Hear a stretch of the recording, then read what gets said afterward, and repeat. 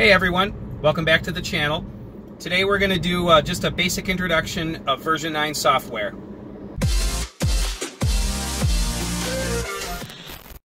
Alright, as I said in the intro, today we're going to walk through just some of the basics on version 9 software. I'll be doing a deeper dive video on each of the individual aspects of version 9. And that way we don't have one long video that's bogged down with too much information. So today's just a basic overview, and now let's get into it. All right, so we'll go ahead and walk through the various icons and that on the screen, since for version 9 everything is pretty well changed. So you've got most of what's on the left side of the screen here is unchanged, with the exception of this portion of the screen here.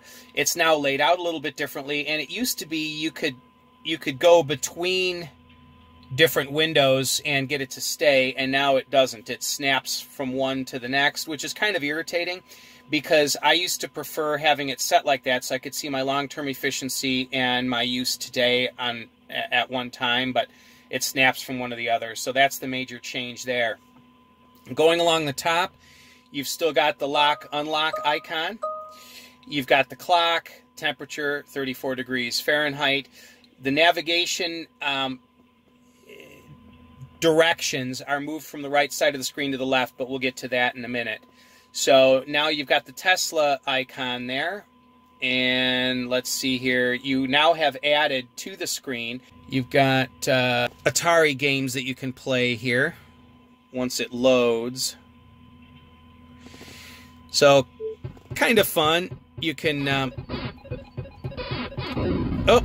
you can die quickly like I just did. So, anyway, I stink, obviously. So, we've got asteroids.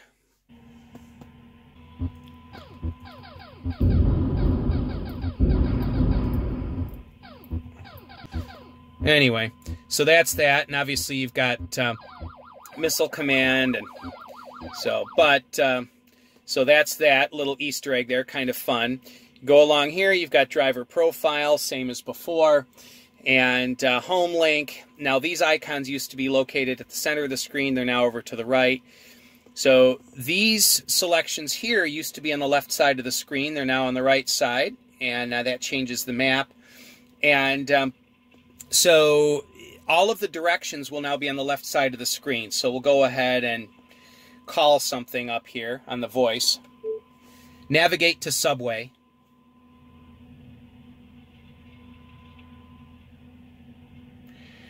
So there you've got, instead of on the right side, everything's moved over to the left. So I could select one, and the directions come up, and then they shrink. This window will shrink, which is kind of nice, because initially when they moved the directions from the right side of the screen to the left, I was upset because I don't look at the directions nearly as much as I look at the route itself.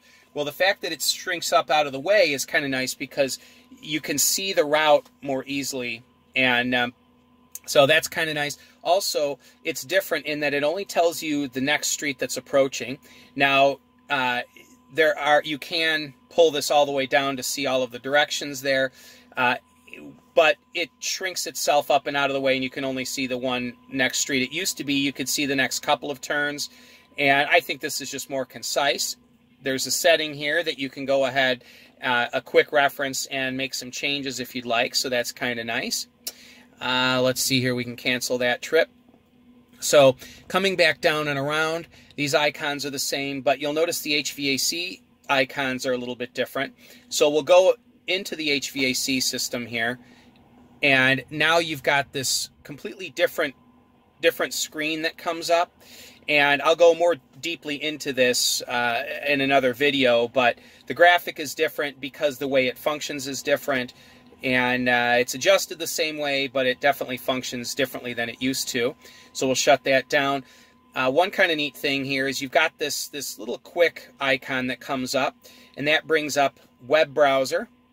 So now this has proven to be a little bit glitchy for me.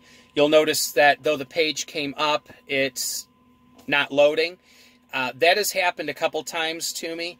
So if I recycle the screen, it will then load just fine. So that's obviously something that's buggy. I think it's interesting that it happened to glitch for me on this video.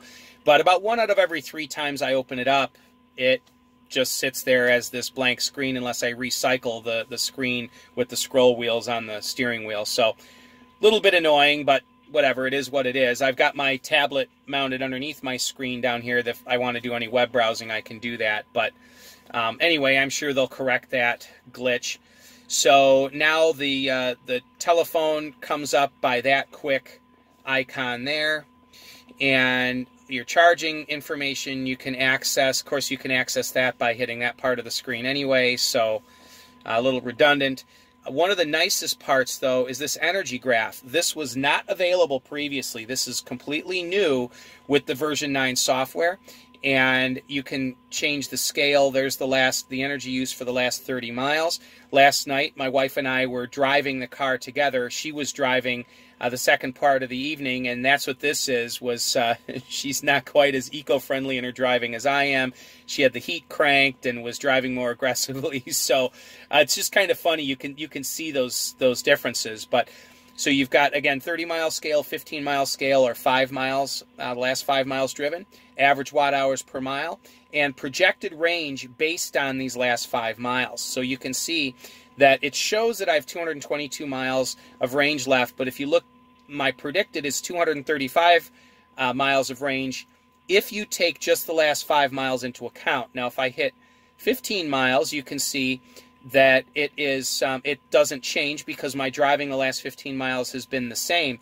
But if you go to the 30-mile range, that takes our driving last night into account, and it says I would only have 204 miles of range if I kept driving the same way today and last night combined. Kind of an interesting thing. Also, it gives instant range. So based on if I was using the same amount of energy as I'm using, well, essentially right now, but I'm parked right now. But if I were driving just in the last few feet of driving, this would be my predicted driving range just at an instant for what I'm using currently. So sort of interesting to look at. And so the music now it's different. You now have the stations come up across the bottom, and you've got an image of recents there on the left. So other than that, that quick selection is the same as it's been. You go into autopilot, and you've got navigate on autopilot. I'll do a completely separate video on navigate on autopilot at a later date. So, and summon, you can customize all that, navigation. So that's just a brief overview of the way the screen is laid out and the basic features of version 9 software. But again, I'll be going through and giving specifics on each of the new features on the Model 3 in a later video. I'll be going through the HVAC system as a separate video, and the sound system and navigate on autopilot, and autopilot has pretty significant changes, and those are fantastic. So I'll also go through the browser. There are a couple things you need to know about that. So anyway, thanks for watching, guys. Give me a thumbs up, like, and subscribe. And for those of you that are looking to buy a Tesla, go ahead and use my referral link. I'll put a link in the description below.